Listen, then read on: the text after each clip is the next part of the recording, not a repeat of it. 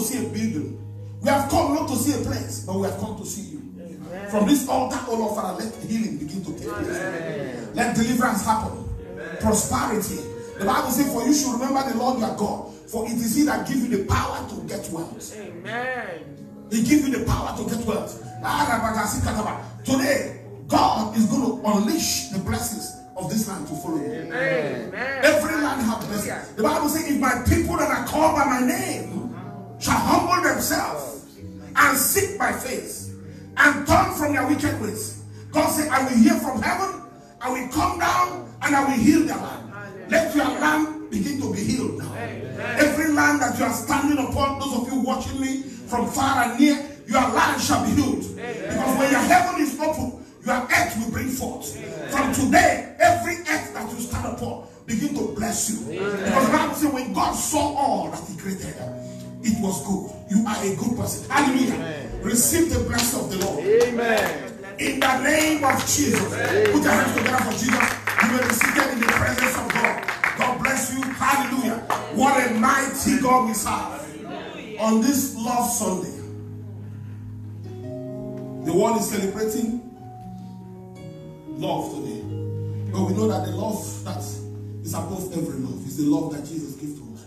The Bible says, for God so loved the world that he gave his only begotten Son, that whosoever believes should not perish but have everlasting life. And that's the love that has brought us together. That's the love that we continue to share and give to others. Because we receive to also call others. Every time God has given us, we have to give back to somebody. God told Abraham, I will bless you, and you shall become a blessing. So Abraham, as long as you are a blessing, I will continue to bless you. So I want us to share that love. Let it continue today. The love that is unconditional. The love that knows no bound. The love that Jesus said, the Bible says, for this, that Jesus have to die for his friends. We are his friends. And through that blood, we were adopted into the commonwealth of Israel. That we shall also be partakers of the Abrahamic covenant. That the blessings of Abraham shall come to us. Hallelujah. Amen. Is that not something that is interesting? And I want you to understand that God has created you not to fail. So if you find any form of retardation or restriction in your life, there is an error. There is an error. You have to fight it with everything in your life. God has created us to be successful. The first thing God talked about man before man was formed, Genesis chapter 1 verse 20, he said, let us make man in our image and likeness and let them have dominion. Let them have. So that is the goal. You have to dominate in this world. You must dominate. Let us pray. Father, we thank you for the entrance of the word. Give it light and understanding to the simple. Lord, your word is a lamp unto our feet and a light unto our path. Let the word that we are speaking and hearing now not be an enticing word of a man, but let it be the word of God that will bring glory to thy holy name. In Jesus' mighty name we pray. Amen. God bless you. Hallelujah. Amen. So today I'm beginning to talk about everything you have, you received. I want you to say, I received everything. I received everything. Including the life I have today. Including the life I have today. We received it all. So the word in a short form is, I received it. Everything. Everything. From the time you said, and they start to give you water, start to clean your face. From the time you came out, somebody was ready to give to you.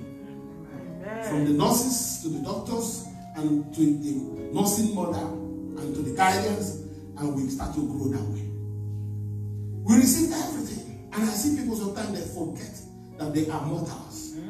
And they want to think that they have achieved something. Nothing. If you are smart today, it's for the glory of God. God gave you that wisdom for his own glory, so that you can use it to affect the kingdom positively. You are beautiful. Thank God. Because the Bible says God makes all things beautiful in his time. There is nothing nothing. That is the air we breathe. In fact, in the course of this COVID last year, I was reading an article about a man in Holland, a billionaire. He was infected with COVID. So they rushed him to the hospital, and the man almost died, but because he had money. So he was among the first people that they gave ventilator to breathe. So he was in that machine for 2 weeks. And he started to get well, and they moved on the machine. But by the time he was being discharged, they gave him the bill. And the biggest bill was air. And he asked them, why is this money running in millions of euros? They said, because you were in ventilator for 2 weeks, so you have to pay for the oxygen. And the man cried. And they look at him. Everybody knows him. He began to cry. He began to weep. He said, I've been breathing from the time I was born till now. God never asked me to pay for air. But I just stayed in the hospital for 2 weeks. I have to pay for air, oxygen.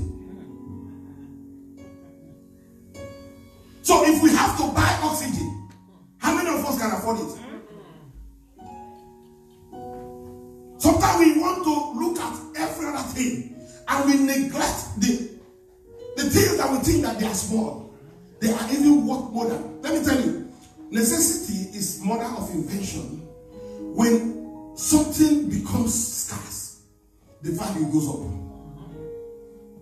Because at that time, the only thing that man need to live was oxygen. The value of oxygen became the most expensive thing. And many times we don't know. The value you put on anything determines the virtue that comes from it. And because we have so commonized God and what He gives to us, every day we pray, we ask for something. We whine and complain. And the Bible says God loves a cheerful giver. Sometimes you have to give back to God. What do you give God? Thanksgiving, praise. You go in the morning, you don't ask for anything for yourself. You say, Father, I thank you. I thank you. I thank you. I thank you. And you know that prayers of the saints, the Bible says, is collected by the angels. So as your prayer continues to come, and it's a prayer of thanksgiving, and thanksgiving, and thanksgiving, and thanksgiving, and appreciation. God says, who is causing this trouble in heaven? Because we are not demanding for a car, a house, a wife, a good son, money, health, all that.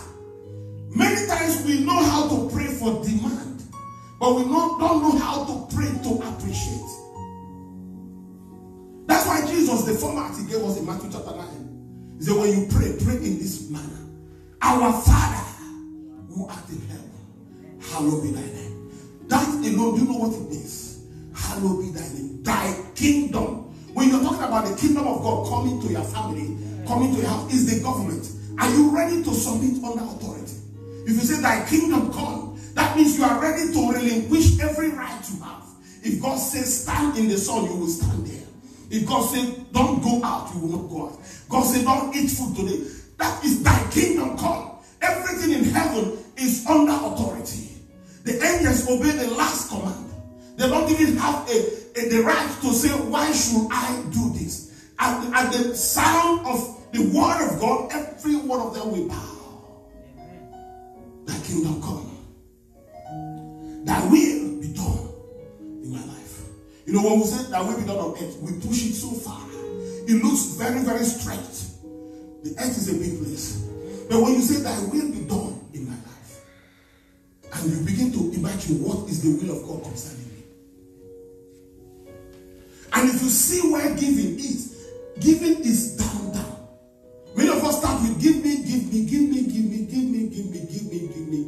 amen. And you go. But if you look at the prayer, let's go to Matthew chapter 6.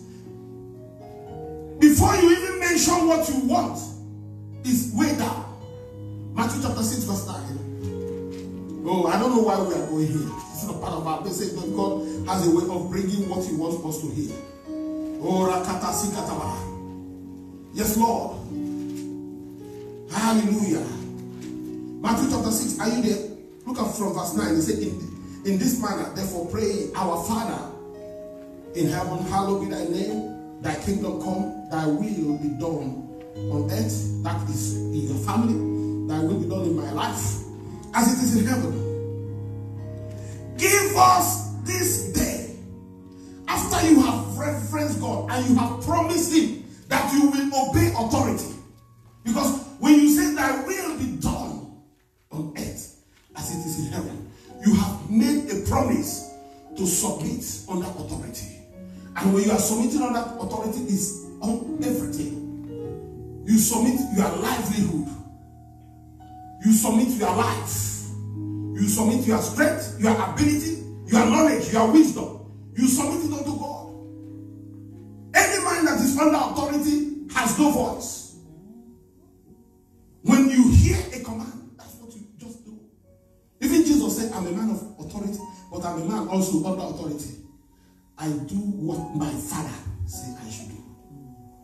Jesus did not consider himself to be equal with God, even though they are the same class. He didn't say, I'm the one that brought everything.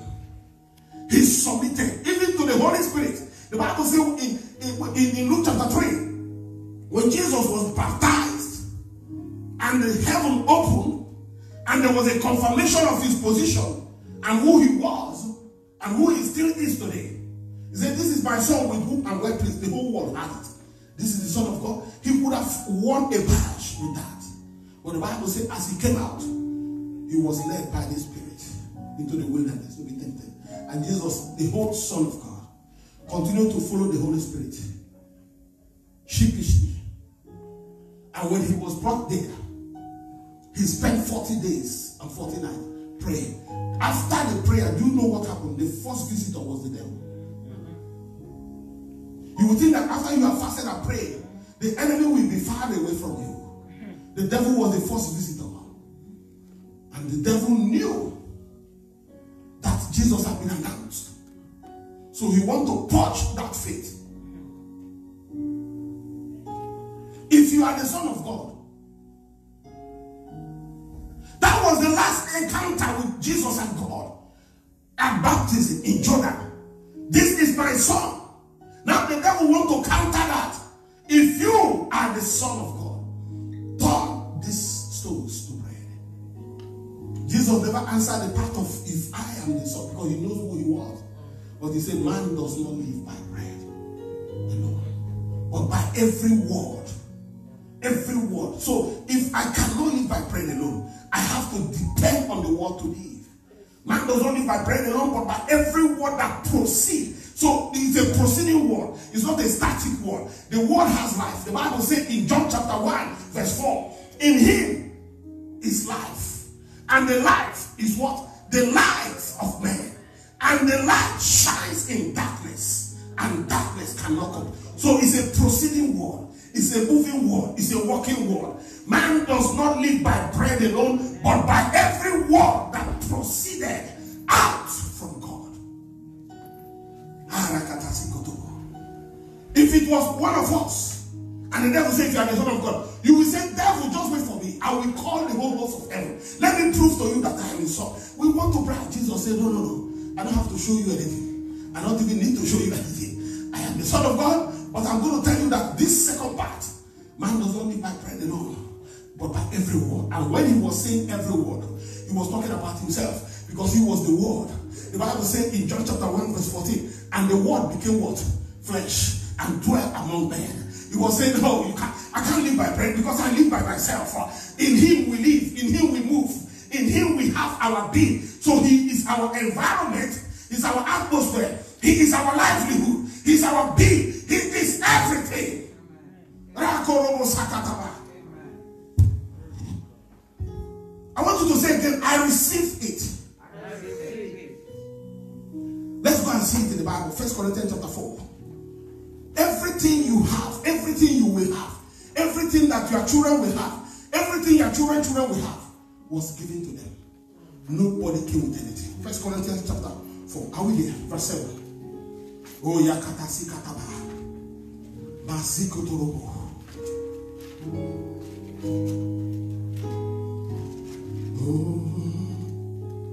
Look at verse 7 of 1 Corinthians chapter 4. He said, for who makes you differ from another? Who is a question. Who make you to be different from everybody? Look at the answer.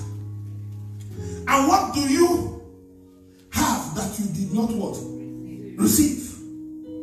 Now, if you did indeed receive it, why do you boast as if you had not received it? It's a question. Who made you different from somebody else? It's God. The Bible says promotion coming not from the west or from the north, but from where? Above. That's where promotion. So if you are getting promotion, you know that the power from above is shining upon you. So now Paul was asking the church of Corinthians, because the Corinthian church was a psychedelic church. They were the church in the city, and they were also very strong in voodoo. There are no supernatural authorities. That's why Paul told them in 1 Corinthians chapter 12, verse 1. He said, concerning spiritual gifts, I don't want you to be what? Ignorant. Because many of you are coming from a dumb God, from a place of the shrine. But I want to show you something bigger. And later told them about the gift of the Spirit. Because it was necessary for people that came from a spiritual background. You don't just deliver them and leave them. They will be tempted to go back. Any man that have seen power, when they come into the kingdom of God, they desire power. And they will manifest power. A lot of Christians, because you are not coming from that background, where your ancestors or somebody will get up in the morning and consult their gods. So when you become Christian, you become so complacent and just relax. This is a spiritual place. The house of God, is Jesus said, is the house of prayer. What do you pray for? You pray to a deity, a divine God. It's not a place of celebration, even though we can do that. It's not a place of buying and selling, even though sometimes we can do that. But the purpose of the church is to pray. So Paul was asking, what do you have that you did not receive? Is there anybody that can tell me what they have in life that they never received? Even your name was given to you. Up to your name. You don't know who you were. You were born, you were shouting, and somebody said your name is Rose. And that is how your name became. And today you are bragging. You know I'm Rose? Rose was given to you by somebody. Probably you don't even know. The people that gave you that name might have been dead. You don't even know where the name was coming, but you received it. Your gender was given to you. You were born, you didn't know who you are. They say you are a female, you are a male. Even though you were created like that, but you were born plain.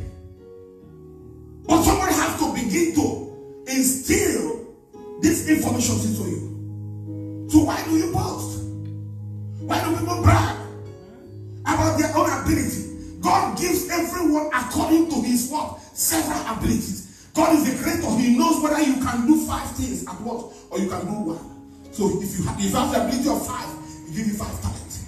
And if you have the ability of 2, he gives you 2. Don't begin to look for somebody that have 5 and you have to say, why should they have 5? Are we not the same human beings? We were born the same time. We went to the same school. If I were coming from the same parents, why should they have this and not have?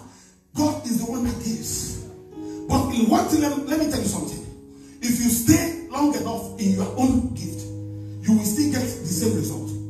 The man with 1, if he has done what others did, he will get to 100%. The goal is to get to 100%.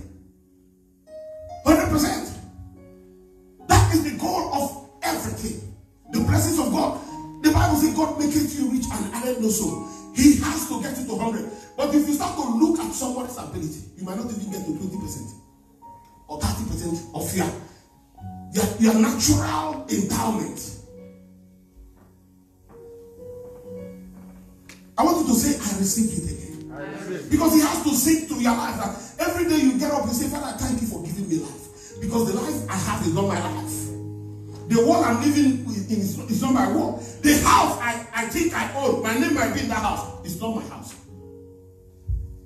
And in America, they make you understand that you don't own anything. In this country, if you can buy cash, you will pay taxes until you stop paying, the government will take it back. You buy a car, it's your own car.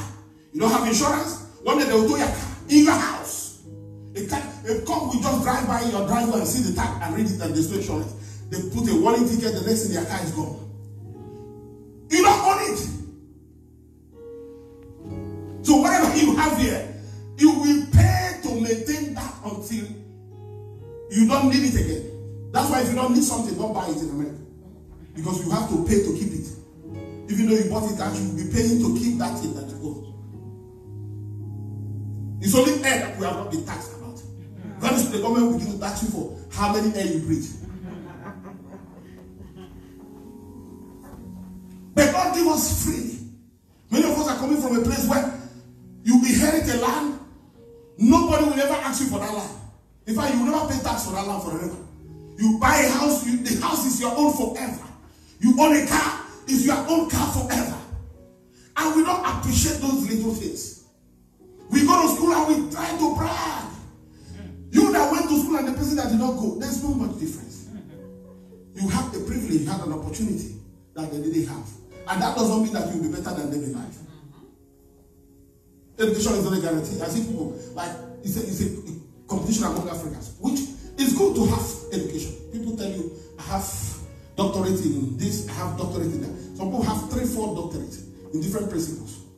Is that a badge? It's not a badge. Dropouts here in America are becoming everything, inventing things.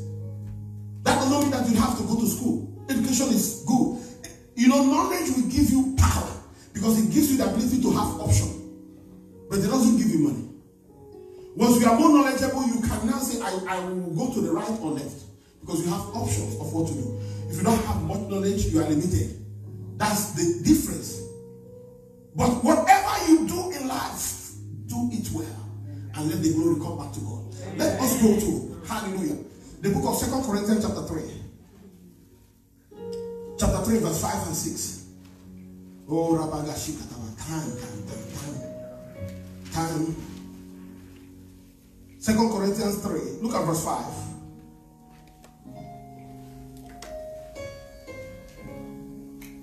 It says, now that we are sufficient of ourselves to think to anything as being from ourselves.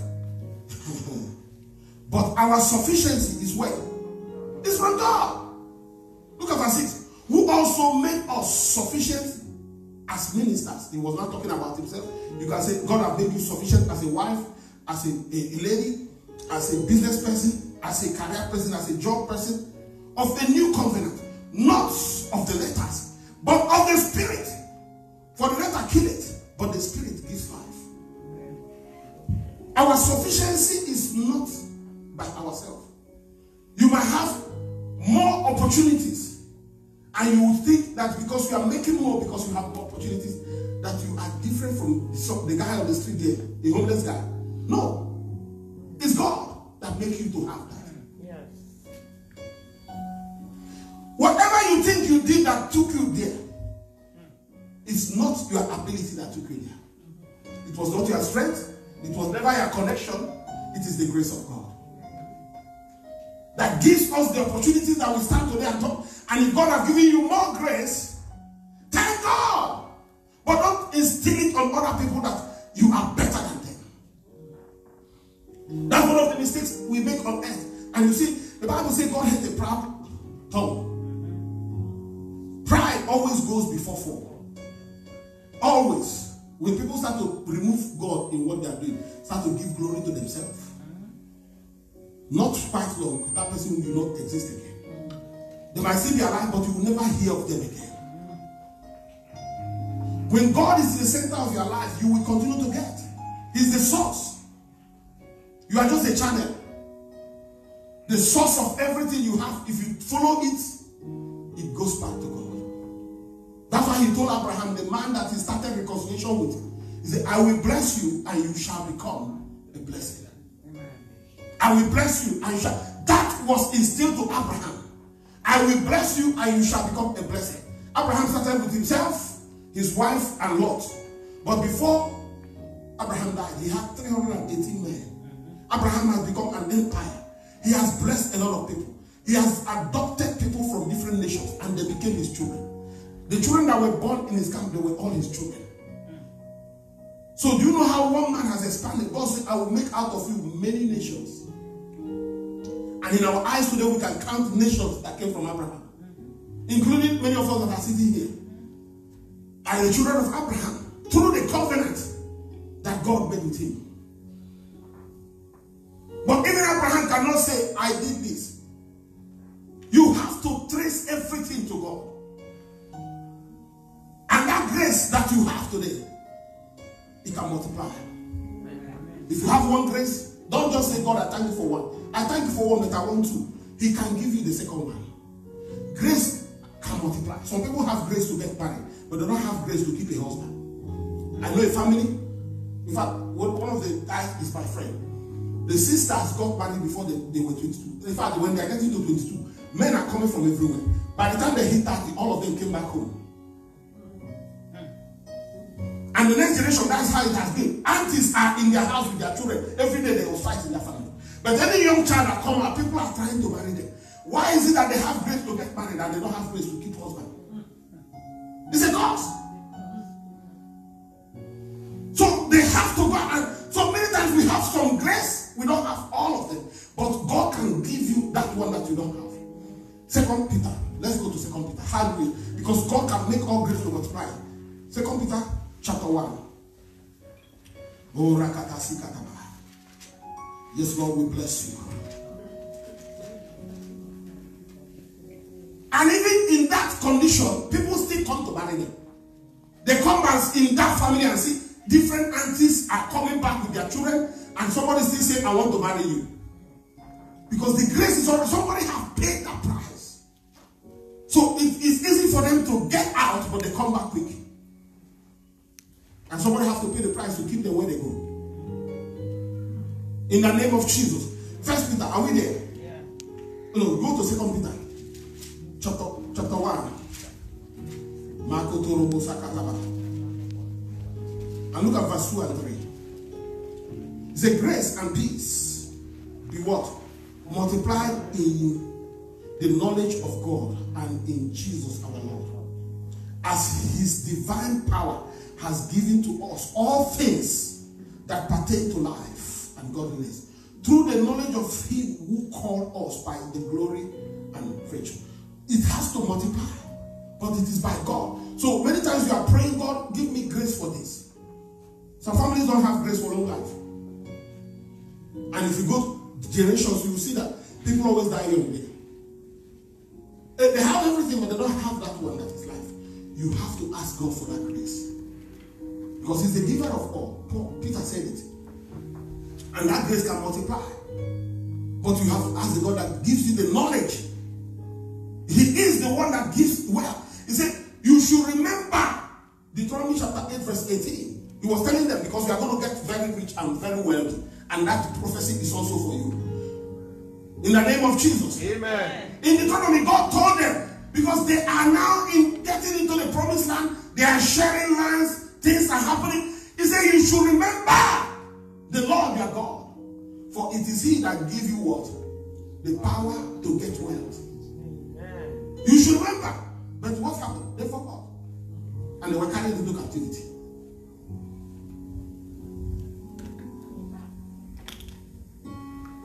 Matthew chapter 25.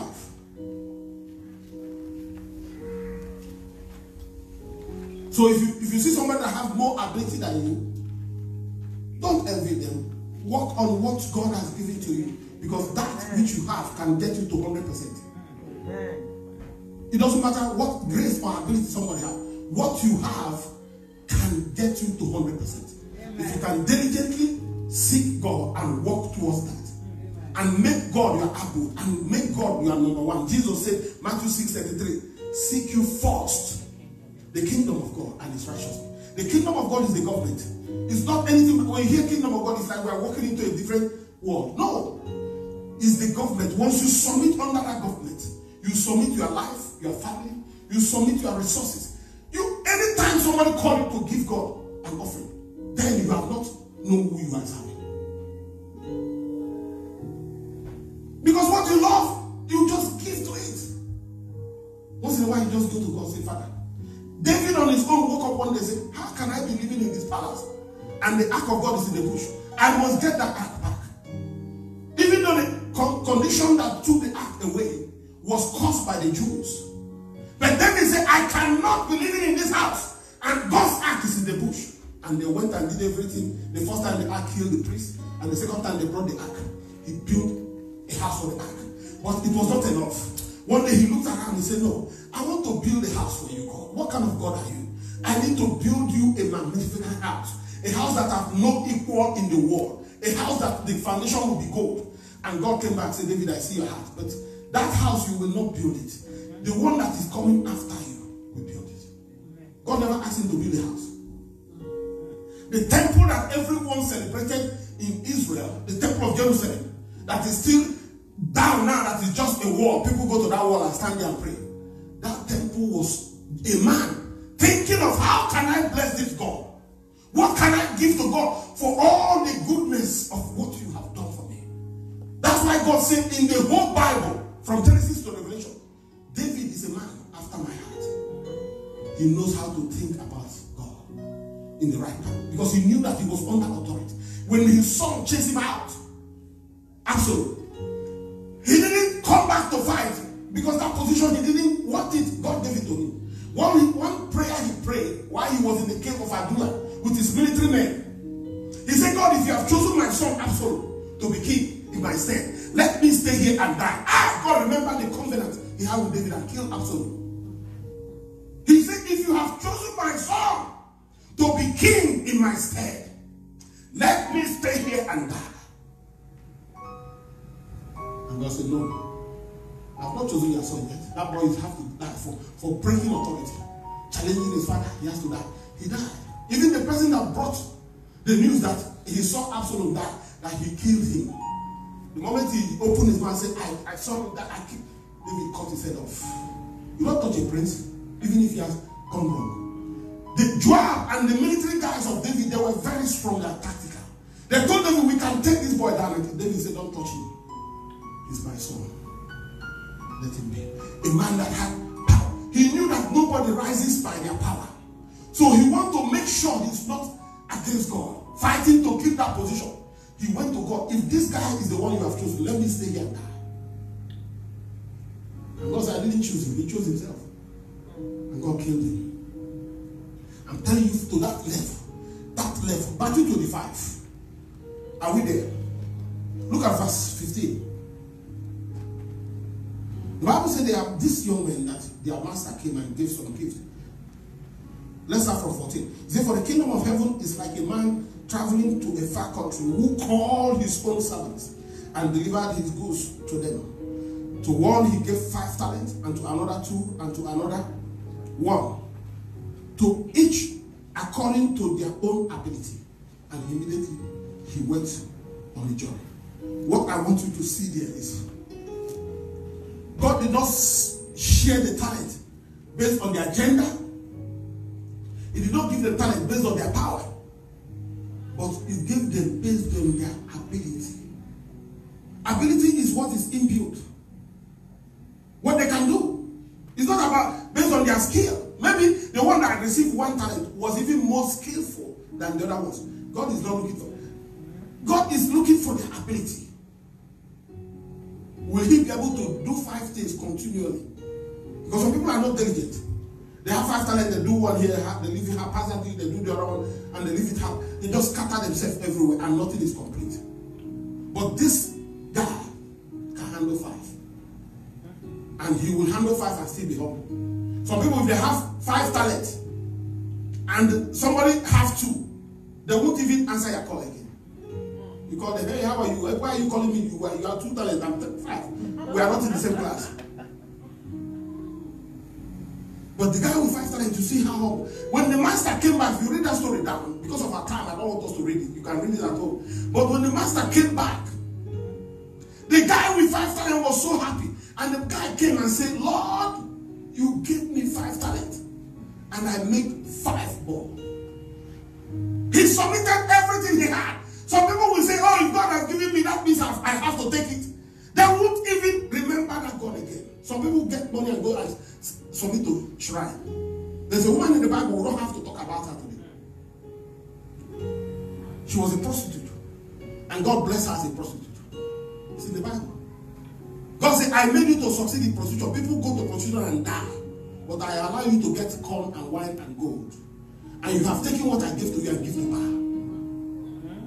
In prostitution, if you read it, you say, what kind of God is this? God said, as a prostitute, I make you to succeed. I allow men to come to you and give you all that wine and gold that you have sacrificed to Baal. He said, I will strip you naked. Your children, nobody will pity them. Your children, nobody. They will be poor forever. The man God made a curse on the generation of that woman. And all that happened.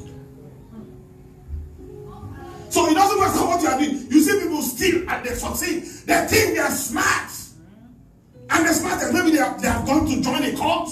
Somebody have given you some small power. Say, go and do this. And you are succeeding. Some people try that once and die. So everything you succeed in is from God. Don't boast of your ability. The guy said, you have got 5. He submitted the 5 to the master. Everything. The guy we two came back and said, you gave me 2 talents. I also made 2 talents. This is what I have made. But the guy with 1 talent, he was a smart guy. You know, people that have wisdom that come from the street. You know, they think there's a wisdom that is not God's wisdom. The Bible said it in James chapter 3. There's a wisdom that is devilish. There's in fact 3D wisdom that has nothing to do with God. Some people are very smart to steal from somebody, to outsmart somebody, to harm people. And you think you are smart. The Bible says there is a wisdom that is not from above, that is sensual. It is in your senses. And there's a wisdom that is earthly. And there's the one that is devilish. When people go into court and begin to get some power, they tell them, bring your father, bring your mother. And they are bragging in the whole village now, arresting everybody, tormenting people, because they think they have some power. But the Bible says the wisdom that comes from above is pure. It is first pure. There must be purity, righteousness. That's what God looks for. The first thing that you have to see in that wisdom is purity. The guy with 1 talent, he wants to bring human wisdom to deal with spiritual things. He said, Master, I know that you are a hard man and you are reaping from where you did not sow. So I looked at this thing. If I just go and trade and lose this money, you will put me in jail. So I went and dig a hole and put it somewhere. Here is your 1 talent. The man said, really? You know that and you collected it. Why didn't you put my money in the bank so you can gain some interest? Even if you don't want to do anything. And the Bible said it was taken from him and given to the guy that has 10. And Jesus said, to them that have nothing, it shall be taken from them and given to them that have much. Do you think God is a wicked God? No. Because the people you see with nothing, there is something they have that they have not valued. They trash it. They think that it is so low. This small business, what am I going to do with this small business? I remember one of my friends. He was selling in the street in Nigeria. He's a hawker. So his brother went abroad and made some money. And came back. And the brother said, okay, what do you want to do? I want to travel, I want to do this, I want to start to ship. The guy said, all your business is not even up to 100,000 naira. Let me give you maybe 200,000 or 300,000 more so that your business can start to expand, because you don't have the capacity of what you're asking for. He said, what kind of business was I doing? I was just praying. That thing is not even a mini business. He began to trash what he already has. Something that have fed you, sustained you for years, because you have seen what somebody has. You want to have what they have. If they give you their responsibility, you can't carry it. That's when when purpose is not defined, abuse is inevitable. If you don't define where you are going, when you get there, you won't even know. You go past it and continue to walk. The guy had 1 talent. He knew his master was a wicked man. He didn't reject it. He received it. Now he said, this little 1 thing you gave me. You know the other guy gave them 5. This one you gave them 2. And he didn't make anything out of it. And the Bible said the man commanded the servant, they bundled him and threw him into the lake of fire. That is not your portion. Amen. That's not your portion. You have to appreciate God where you are. Even if you need more, you can ask him. But continue to appreciate him where he has brought you. How far you have gone. Because some people wish to be where you are. Some people have one shoe, they are shouting, say, oh, I can't even complete the other leg. And somebody is walking with that shoe. That's how the world is. The world is not balanced. Life is not balanced, but God is the wise God. Let me show you that wisdom thing we talked about. James chapter 3. Oh, katarabasi kataba. James chapter 3. I want you to see that sometimes when you see people that claim to be wise, don't envy them. The Bible says in the book of Psalm 37, when you see the unbeliever, the ungodly man prospering, don't envy them. For one day you shall look for them, and they shall be not. They are gone. One day you look for them, where is this man that has been? He's gone. Stay in your calling. Don't envy people. Don't jealous people. Ask God to bless you, and He will bless you. James chapter 3. Are you there? Let's read from verse 15. Trust and obey. Amen. The Bible says, verse 15, this wisdom does not descend from above, but it is what? Earthly, sensual. It has to do with your sense, and what? Devilish. Some translations say demonic. There's a demonic wisdom. They see people, they call them grandmaster. Witches and wizards, they think they are wise. They can fly to America without a plane. That wisdom is devilish. Some people travel. They say, I just went to the village now. I saw my family, they are eating, and they travel in the abstract world. It is a devilish wisdom. The Bible says it does not come from God. If you read the whole James chapter 3, I just want to take you to where it talks. Let's go to verse 16.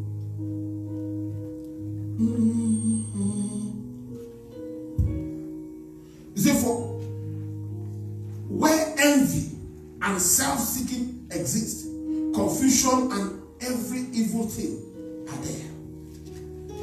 So when you have those kind of demonic wisdom, sensory wisdom, and earthly wisdom, there is always jealousy, envy, and all that. But look at verse 17.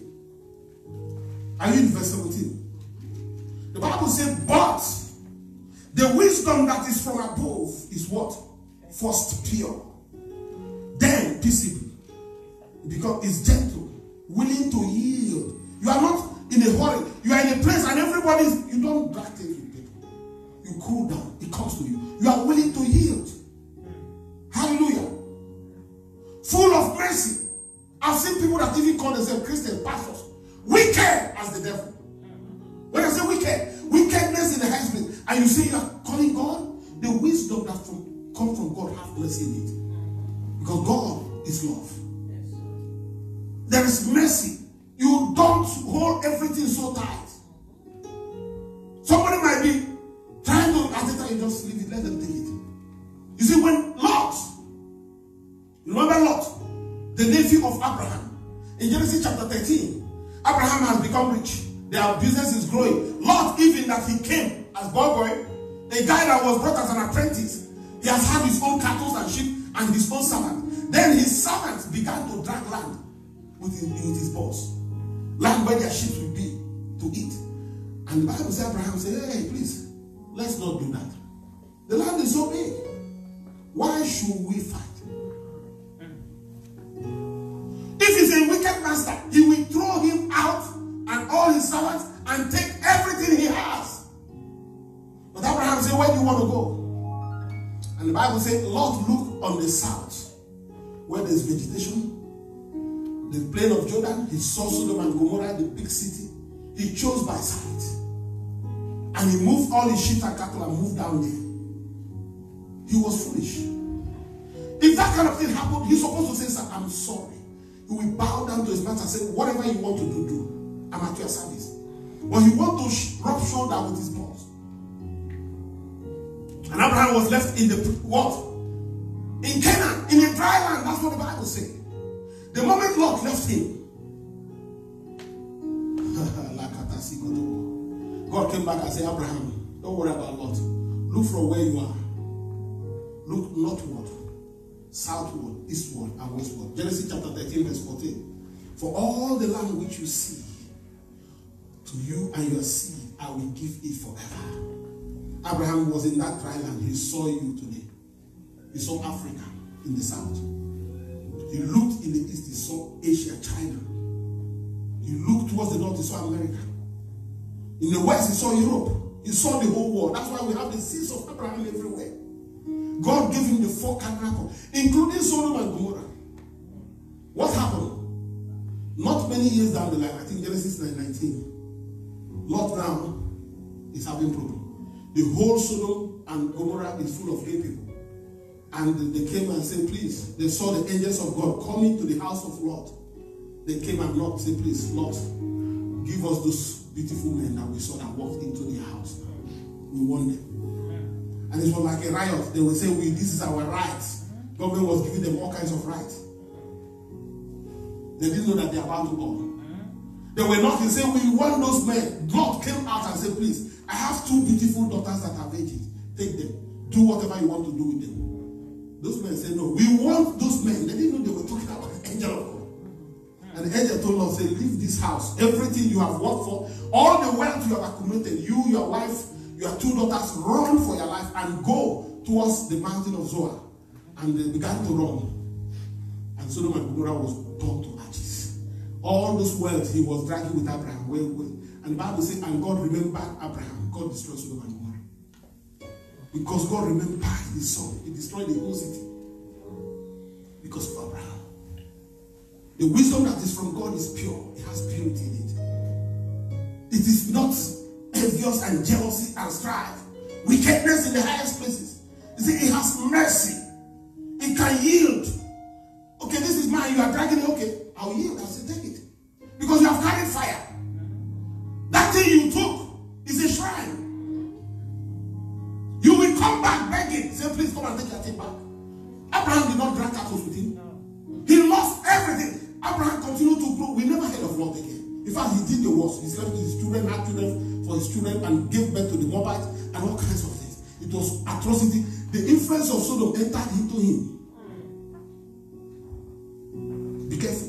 Whatever you have received, we are going to pray now. Oh, Rakata. This message, I think we are going to do part 2 next week. Let us pray. Can we stand on our feet? Everything you have received was given to you. Everything. Everything.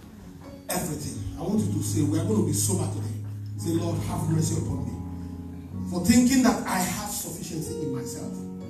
Because my sufficiency is God. The life I have is my God. The children, my wife, my husband.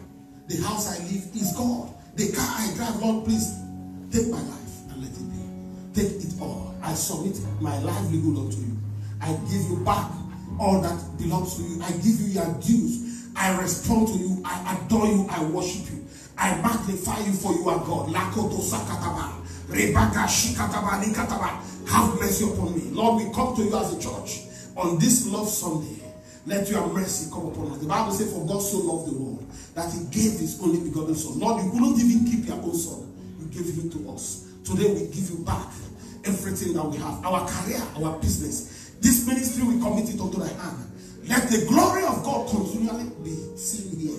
In the name of Jesus, as we don't have any part in it, use us as a vessel of honor. In Jesus' mighty name we pray. Amen. The next and the last prayer. The Bible says grace can multiply. We read it in 2 Peter chapter 2. Hallelujah. Amen. Chapter 1. Grace can multiply. There are grace you have, and there's some you don't have. Whatever grace you have not received, ask God to give it to you. He will give it to you. The grace to have peace. The grace to live right. Some people, they cannot live right. Even if they want to live right, sin will come and take over their life. Ask God to give you the grace to be righteous. To do the right thing. By yourself, by somebody else, by God. The grace to pay your tithes. It's God's own. The Bible says tithe is a holy thing. It's a God's own. Don't eat it. If you eat it, you are a curse. Tell God, say, give me grace. I want to pay, but I can't. I don't know what to do. Help me. The Bible says, Romans chapter 8, verse 26. For the Spirit helps our infirmity, our inabilities, our weaknesses. There is a Spirit that can help you. Commit yourself unto the Lord, and your thoughts shall be established. Commit your way unto the Lord, and you shall be. You shall be established in the land. That's what the Bible says. Lord, I commit my life, my livelihood, our ministry, my resources, my ability, my inability. I commit all of them unto thy hand. Lord, help me in this area of my life. Increase us in evangelism. Help us to win more souls. Oh, Makata. Many of you know a lot of people, but you have never invited them to your God. You never told them, come to church. Lord, today we yield and we ask for mercy. Give us the grace to be an evangelist. Every child of God is called to do the will of God. That the kingdom of God shall be full. You will use us to increase this kingdom. Makoto Sokotobo. We thank you for we know that you have done it. Receive all glory and all adoration. In the name of Jesus Christ. Amen. Today I receive power and blessing. I release it to you. That the blessings of God come upon you. Amen. You shall be the head and not the tail. Amen. You shall be above and not beneath. Amen. The Lord shall make his face to shine upon you. Amen. Everything you lay your hand upon to do shall prosper. Amen. For the Bible says we know the grace of our Lord Jesus Christ. For though he was rich, he became poor for our sake. That we through his poverty shall be rich. Receive the grace to be rich. Amen. You can never fail. You can never be poor. It is almost impossible. For the grace of our Lord Jesus Christ will help you to succeed. Amen. Thank you, Holy Ghost, for we know that you have done it. In Jesus' mighty name we pray. Amen. Put your hand together for Jesus. God bless you. Hallelujah.